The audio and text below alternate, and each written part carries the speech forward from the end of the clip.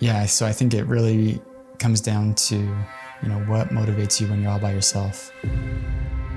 Because when you're running a marathon, it's almost guaranteed over the 26.2 miles that there's going to be a point, whether that's at the beginning, the middle, the end, typically the end when it's toughest, that you're going to be all by yourself. You're going to be in no man's land, and you have to learn to hold yourself accountable, to be able to tell yourself, I can give more. I can go harder, and I can trust my mind and my body to get me to the finish line.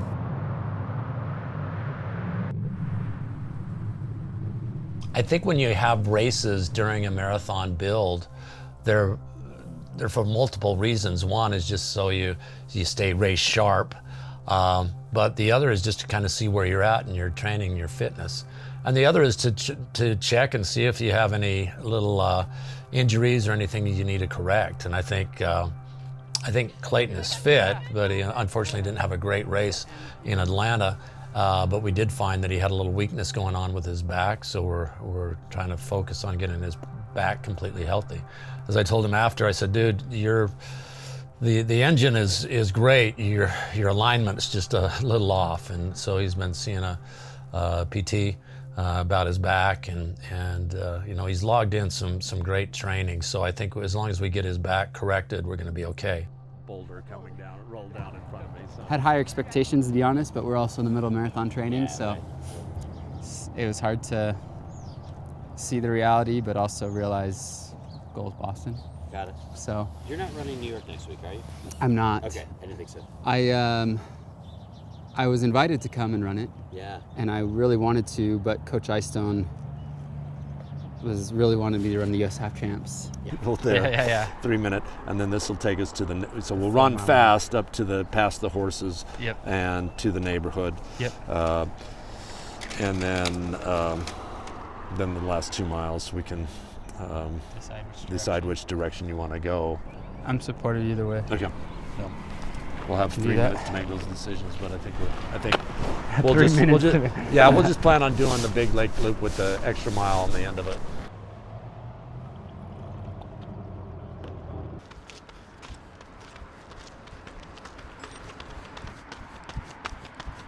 Well, they are down there.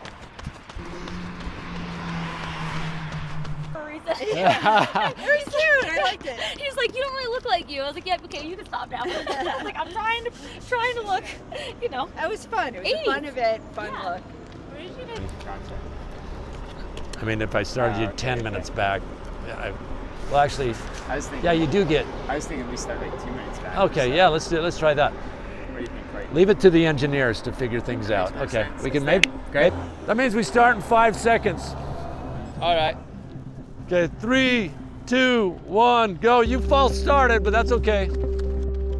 Well, we're in an ideal situation, really, because we have the two best marathoners in America currently training together and working hard, and having a good training companion is very crucial, because on your off days you have somebody who will pull you along, and when you're feeling great you can pull somebody else along. Together we are stronger. My basic philosophy for them is to write really good workouts, and then to explain what the workout's going to be.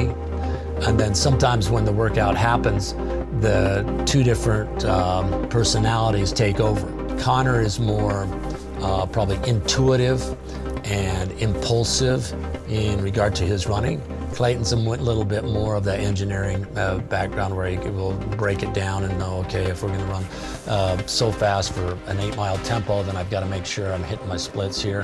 Whereas Conner might be a little bit more like, well, I'm feeling good today, so I'm going to run really fast. And then that can tick you off if you're Clayton and you're going, well, I was planning on running 4:38s and for 8 miles, and you just opened with a 4:28. Then how do you make that call? Do you cover that move in practice? Do you kind of go halfway, then you're running, you're being total on? But that's just the way they are. And the fact of the matter is, each of them running their own way is how they're going to probably execute in the race as well. And so why not train that in to some extent in training, just as you do, because you're going to probably be performing like that. 428. Go ahead and get your drink there. Good. 908. 857, 908. 857, 908.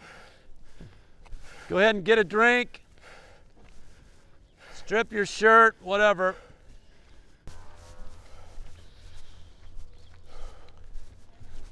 It's good. Looked like you warm up first mile and then you got on pace. That's good. What's up, Doc? Pretty good, actually. I started off way too quick, and then like once I settled, it was probably the same gap. Yeah, it was the same gap for a long time until probably mile and a quarter. And then I sped up again. you sped up again, and I kind of maintained. Yeah. Okay, man, you've got a minute and a half. Man, minute and a half. I was showing like 4:17 pace. One at a time. Sorry. Okay, just 1 mile though, 1 mile. Keep it at tempo.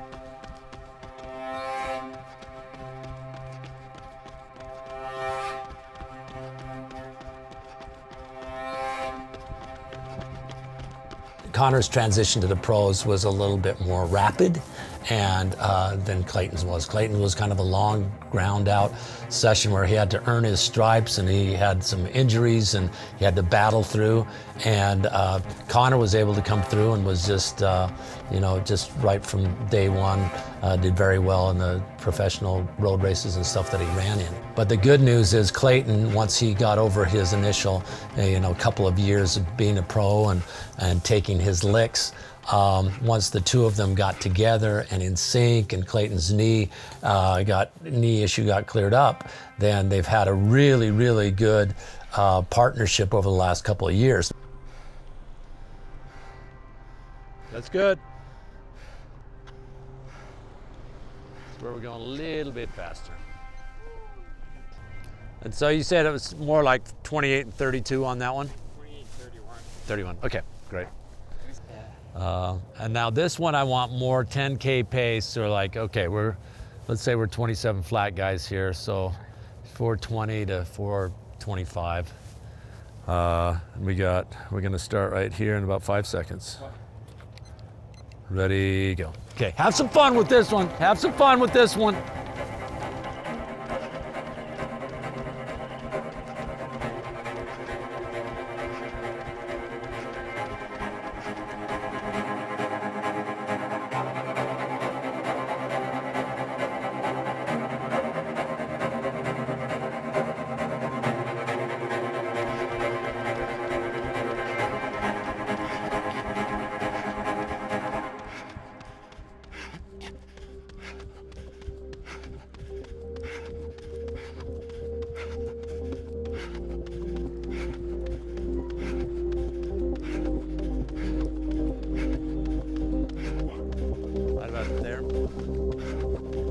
Everybody's watch is different. Everyone's watch is different.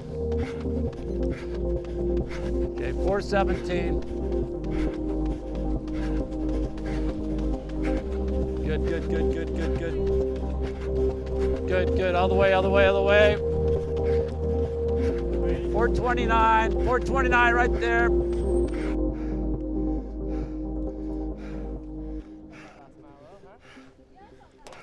Okay, yeah, a little bit of work.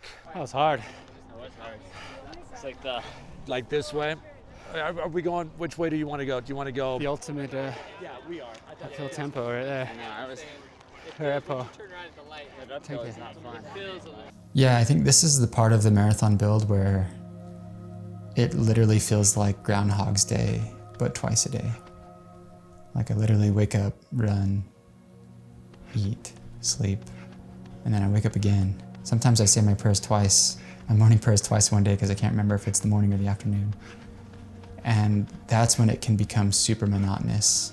And if you can just like lock in and day out for, and it's not even 35, like you do it for like 3 more weeks, do it for 20 days. And then it's taper time. You can't really change anything those last, 10 to 15 days anyway. Right back there. What was that for the mile? 420? 414. So you're good. You're good. So it's like if you can lock in for 20 days, 3 weeks, then you can really build something that you are going to be proud of, no matter the result on race day.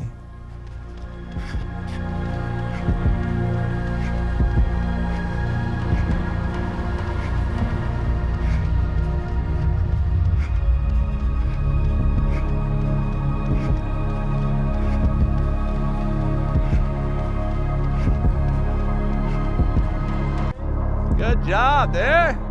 Huh? Good man. Good rabbiting, buddy. Okay, way to push it. Way to push it. Hey, that long drive didn't do you too bad. It's good. Hey, excellent job at altitude, getting it done. You're moving. 510. Or 5, yeah. 514 and 06. Woo! Rolling. Okay, that's good. So total was about 10:25 a quart. So whatever works. Yeah. But bottom line is we got some good work in, and I like the fact that we got some nice stuff at tempo, and then we threw in that fast one because we get crazy surges in the marathon that can be 10K paced in the middle of it, and then you were still able to kind of back it down and still finish with a nice, solid, faster than race pace on the last two. So that's true. That was good. We were faster than race pace. I got 2 massages last week. Started doing some strengthening stuff in the weight room, and been in the sauna stretching it out. And I've actually been really, really good since race day, except for the last mile and a half today. It wasn't nearly as bad, but it just tightened up on the left side just a little bit. So, yeah. Last time, you guys averaged 508, yeah. So I don't know if we'll go that well. It is shorter, but we'll see. We'll see. I mean, weather's good. yeah. So you want to do mile easy, 2.5 out, and then back? Yeah. And then half mile cool down? I mean, it's Oh, much not half mile now. Oh, you just want to, okay, then at that point, what? 3.5 out now. Are you counting? Yeah, 2.5 out. 2.5 plus 3.5 is 6. 2.5 plus 3. Oh, you're right. I'll have Mantz ran 4:14. I guess He's got pretty, at the end of the day, he's a sensitive person, and we can see it after some of the workouts or some of the races. But I think it's often like water off a duck's back in terms that, yes, initially, for example, this last race, it wasn't a great one. Yeah, was he disappointed? Of course. I've heard that people make comments like, oh, I'm just worried about his confidence or whatever. At the end of the day, he's fine. He just processes. He learns what he can from the experience, and then he moves on, and then he realizes, okay, I'm fine. And then in the races that matter, the marathons, that's why he's getting paid the big bucks, is for the marathon, not his workout performance. When push comes to shove, the marathons have turned out very, very well.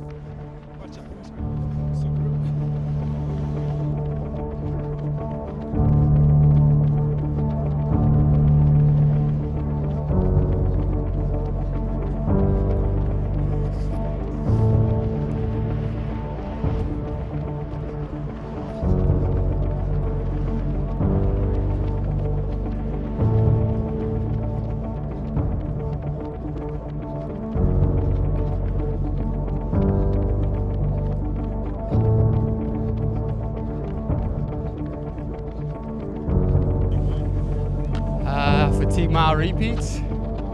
We just did 6 miles at about 5:15 pace. And then we did, we're gonna do 3 by mile on the track. Should be fun with this crew. Some people to chase, some people to work around. Cool. Fun? That'll be awesome. How are you? 2, 1.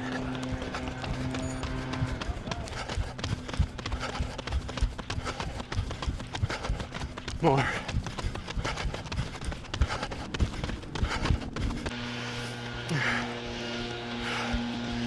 Thanks, Hobbs.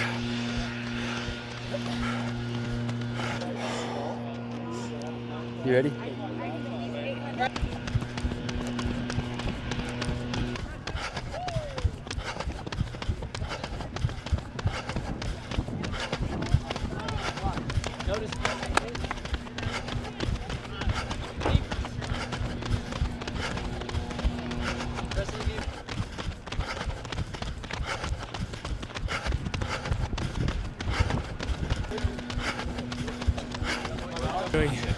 I'm doing 8 force.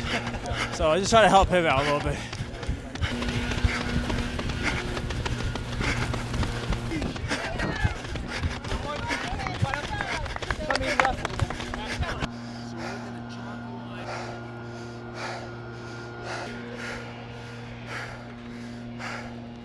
God bless Hobbs for doing every other.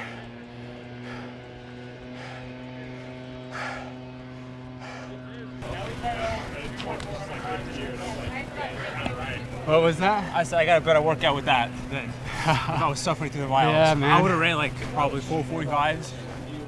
It felt pretty good this week. I felt it a little bit at the end of Tuesday's workout, and I didn't feel it at all today. Intervals, it's usually fine because I can loosen it up between intervals, but yeah, like I said, it's something I've dealt with before, but usually never this late in a marathon build.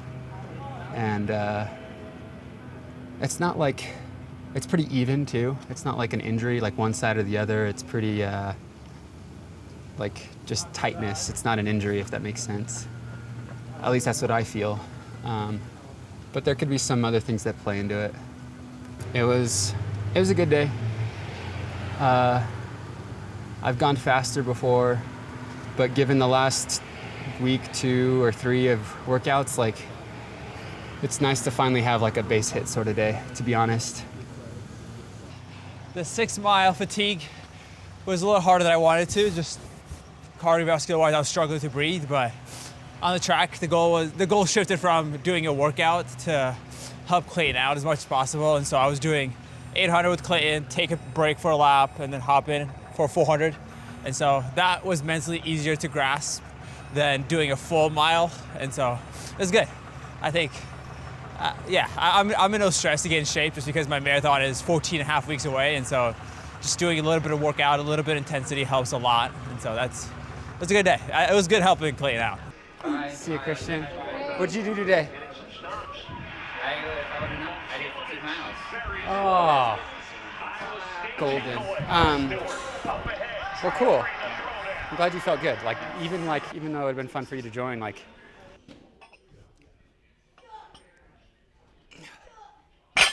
My workouts don't look the same as everyone else's, fat grips. but I'm coming from a different spot, and so I have to see how I'm winning to help my momentum build.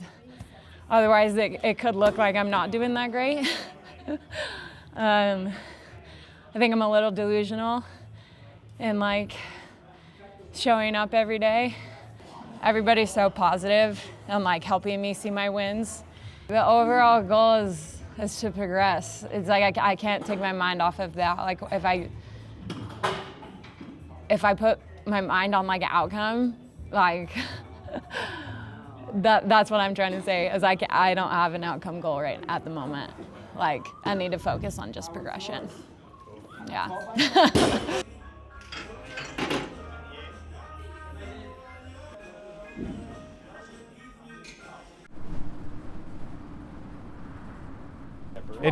It's slushy for a mile and a half-ish, but I don't think it's that slick, and then the rest of the route was fine, so we should be good. Let's have some fun. I don't know, go Cougs. Last time I checked, this isn't general comp. It's not general comp.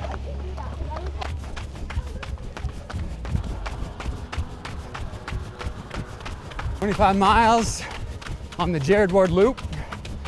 So just about 4 loops. And I'll do a 4 mile pickup, probably starting at mile 19. 2 mile cool down. It's our last big long run. I didn't think it was gonna. I saw it was rain last night. Yeah. I didn't think it was gonna snow. Snowy. Just the right texture. It is actually.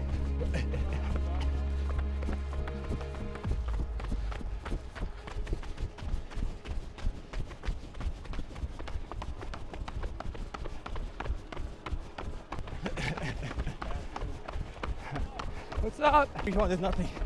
And they're like, sorry. There is a wait list though. I know, I saw that. It's just unfortunate.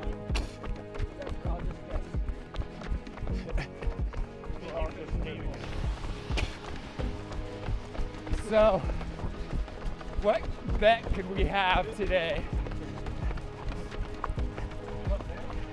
To have the person that loses by breakfast.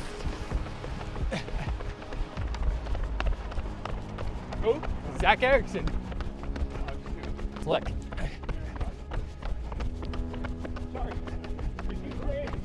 We should, I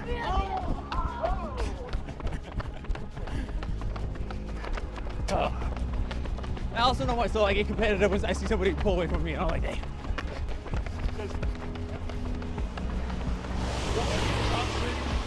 Top 3 and under 66 is a good pick.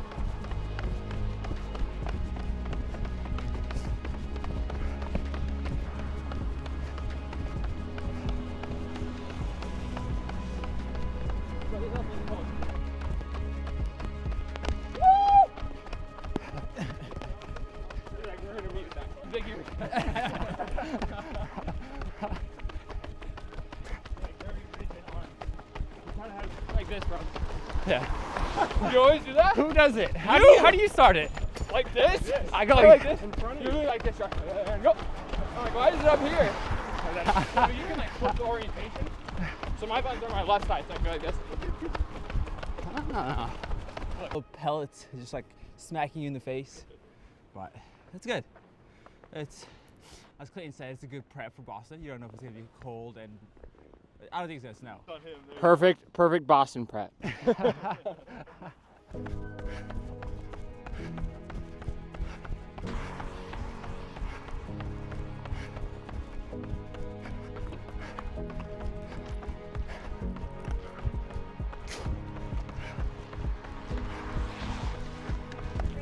Thanks, ladies. What? Are you done yet? I'm done, yeah. Oh. I just barely beat it 25. I have breakfast for you. Whoa. We You got breakfast for me? This bad boy, chorizo burrito. Actually, it's not even beautiful to see, so gotta keep it warm. I forgot the chocolate milk though. Come on, Todd. No. Oh, thank you. Of course. This will be a blessing to my soul. Figured you could use it after 25. That was, The run felt good. The pickup was tough, as always. But I mean, 25 miles. I held it at marathon pace.